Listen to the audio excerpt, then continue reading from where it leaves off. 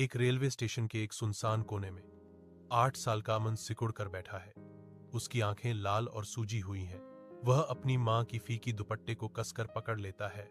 एक ऐसी दुनिया में एक हताश लंगर जो तेजी से गुजरती है, उसके दर्द से बेखबर उनकी मां के आखिरी शब्द उनके मन में गूंज रहे हैं। रो मत अमन, सब ठीक हो जाएगा।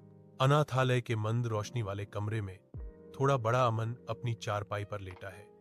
तकिए को खामोश आंसुओं से भिगो रहा है।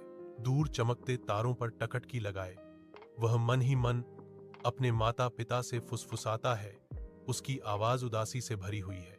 वर्ष बीत गए हैं, उसके आंसू कम हो गए हैं, लेकिन उसके माता पिता की ज्वलंत यादें ताजा हैं जो उसके दिल में अंकित है। तेज धूप में अमन झुग्गी झोपड़ी के बीच खड़ा है। चारों ओर बच्चों से घिरा हुआ है, जिनकी हंसी संकरी गलियों में गूंज रही है। वह उनकी समस्याओं को ध्यान से सुनता है। एक छोटी लड़की जिसका चेहरा आंसुओं से भीगा हुआ है, धीरे से सिसकती है जैसे ही वह उसके सिर पर सहलाता है।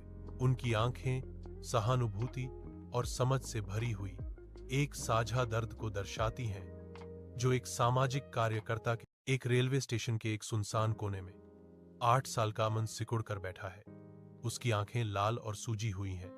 वह अपनी मां की फीकी दुपट्टे को कसकर पकड़ लेता है।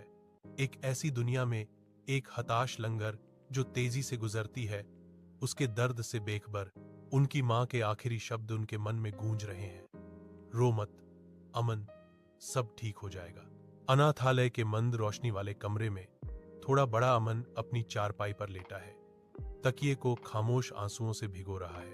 दूर चमकते तारों पर टकटकी लगाए वह मन ही मन अपने माता पिता से फुसफुसाता है। उसकी आवाज उदासी से भरी हुई है। वर्ष बीत गए हैं, उसके आंसू कम हो गए हैं, लेकिन उसके माता पिता की ज्वलंत यादें ताजा हैं जो उसके दिल में अंकित है। तेज धूप में अमन झुग्गी झोपड़ी के बीच खड़ा है। चारों ओर बच्चों से घिरा हुआ है, जिनकी हंसी संकरी गलियों में गूंज रही है। वह उनकी समस्याओं को ध्यान से सुनता है। एक छोटी लड़की जिसका चेहरा आंसुओं से भीगा हुआ है, धीरे से सिसकती है जैसे ही वह उसके सिर पर सहलाता है।